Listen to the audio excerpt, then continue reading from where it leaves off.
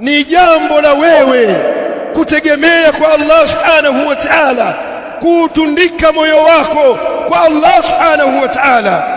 Na haya yanazungumzwa na Allah subhanahu wa ta'ala, anasema Allah, waman yatawakkal ala Allah fa huwa hasbuh inna Allah balighu amrihi qad ja'ala Allah likulli shay'in qadra.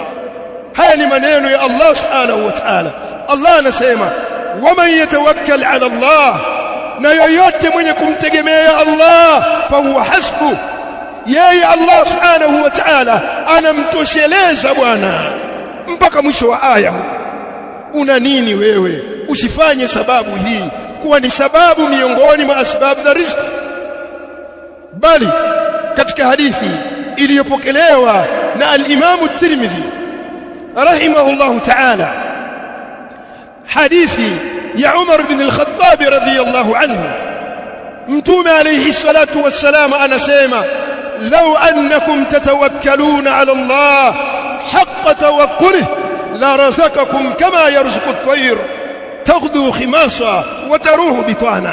Mtume alayhi salatu wassalam anatuthibitishia maneno haya, law annakum tatawakkaluna ala Allah, law kama ninyi mungetegemea kwa Allah subhanahu wa ta'ala haqqa tawakkulihi, ule ukweli wa kutegemea kwake Allah subhanahu wa ta'ala, la razaqakum, Allah subhanahu wa ta'ala angekuruzukuni ninyi, yani ninyi Allah subhanahu wa ta'ala lau kama tungemtegemea kweli, ukweli wa kutegemea kwake, angeturuzuku sisi kama yarzuqu at-tayr, kama vile Allah subhanahu wa ta'ala anavyomruzuku ndege, taghdu khimasa wa taruhu bitana.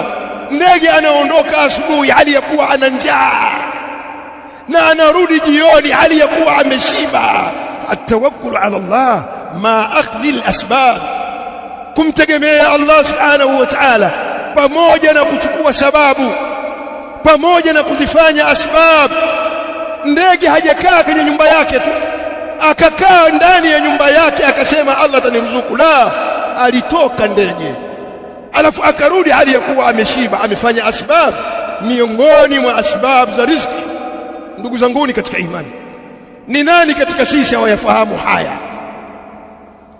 Ni nani katika sisi hawayafahamu haya?